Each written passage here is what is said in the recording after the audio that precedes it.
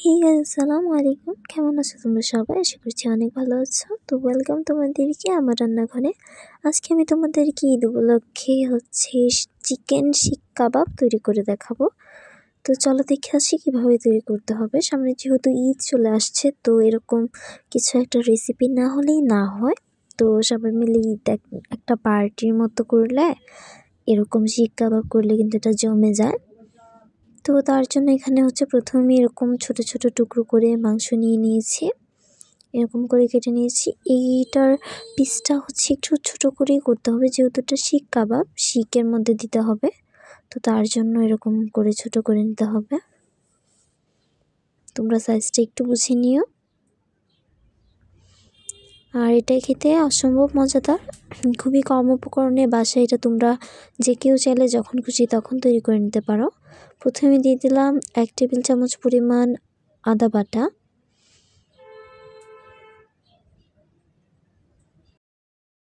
তো গাইস, তোমাদের কাদের কাদের চিকেন শিক কাবাব পছন্দ কমেন্ট করে কিন্তু জানিয়ে দিবে। তারপর এখানে আবারও দিয়ে দিচ্ছি 1 টেবিল চামচ পরিমাণ রসুন বাটা। এখানে আমি যে পরিমাণটা বলছি সেই পরিমাণই দেওয়ার চেষ্টা করবে। আর এটা একদমই বাসায় থাকা উপকরণ দিয়ে তৈরি করছি, খুব সহজ। তারপর একদম ভরে ভরে 1 টেবিল চামচ পেঁয়াজ বাটা দিয়ে দিয়েছি।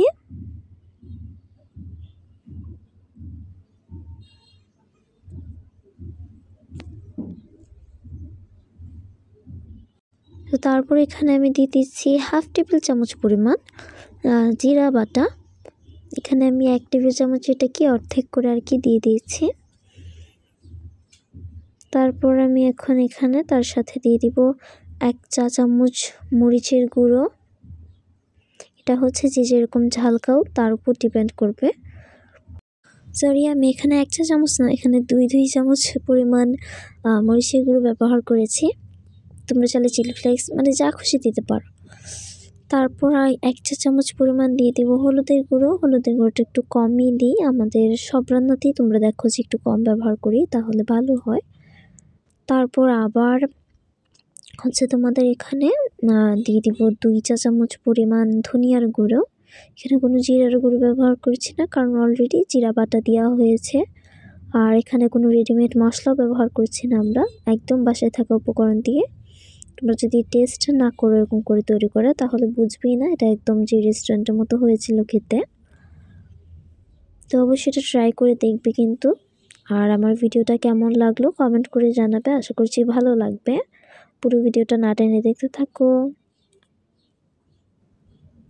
তো এখন এখানে আমি একটু গরম মশলা ব্যবহার করছি, 1 চা চামচের থেকে একটু বেশি আর কি গরম মশলা দিয়ে দিয়েছি। এটা গরম মশলার গুঁড়ো। গরম মশলা গুঁড়ো মানে তোমরা বুঝতেই পেরেছো আশা করছি। আর না বুঝে থাকলে কমেন্ট করে জানাবে, আমি রিপ্লাই দিয়ে দিব। আর ডেসক্রিপশন বক্সে অবশ্যই চেক করবে, আমি এখানে একটা লিঙ্ক দিয়ে দিয়েছি। তারপর এখানে একটু তোমাদের গোলমরিচ গুঁড়ো দিয়ে দিলাম 1/2 টিস্পুন পরিমাণ। এখানে যেহেতু খুব কম উপকরণে বাসায় বানাচ্ছি, তাহলে এগুলো একটু দেওয়ার চেষ্টা করবে, যেগুলো দিয়েছি এগুলো মাস্ট দিতে হবে। তারপর দিয়ে দিলাম স্বাদ মতো লবণ। তারপর দিয়ে দিলাম একটা লেবুর রস। লেবুর রসটা দেওয়াতে এটার ফ্লেভারটা এতটা মজা, একটা কী যে বলবো, অনেক টেস্টি হয়েছিল। তোমরা কিন্তু ট্রাই করবে, ঈদে এটা অবশ্যই ট্রাই করবে। তো এখানে লেবু রস চিপে দেওয়া হয়ে গেছে। এখন এটাকে ভালো করে মেখে ম্যারিনেট করে রেখে দেবো আধা ঘন্টা 1 ঘন্টার মতো। আর গাইস, তোমাদেরকে একটা কথা বলি, আমার ঈদ উপলক্ষে একটা দারুণ মজাদার পিঠার একটা রেসিপি দেওয়া হয়ে গেছে।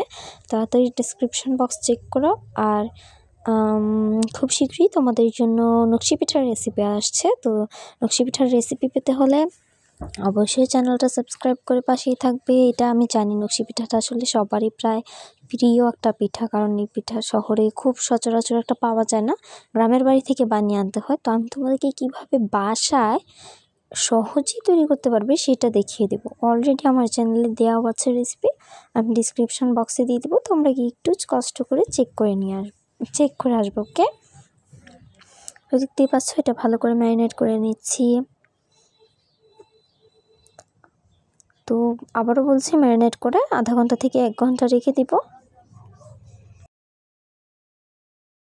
চলে এসেছি আধা ঘন্টা মানে 40 মিনিটের মতো রেখেছিলাম আমি। পর এখানে কিছু স্টিক এরকম করে বানিয়ে নিয়েছি আমি হাতে।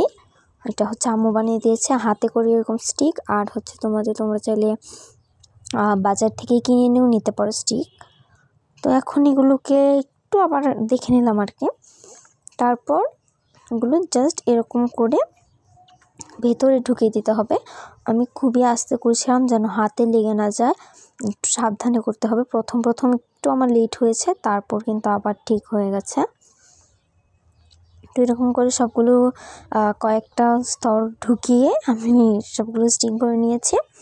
এখন শুধু এগুলো ফ্রাই প্যানে একদম অল্প তেলে দিয়ে এগুলো ভেজে নেব। দেখতেই পাচ্ছ খুবই অল্প তেলে। তো গাইস, আমি এটা হচ্ছে নান রুটি দিয়ে সার্ভ করেছি। এখানে কালারটা একটু কালো দেখাচ্ছে, তো খেতে কিন্তু অসম্ভব মজা হয়েছিল। ধন্যবাদ তোমাদেরকে এতক্ষণ আমার এই পুরো ভিডিওটা না টেনে দেখার জন্য। তো গাইস, খুদা হাফেজ।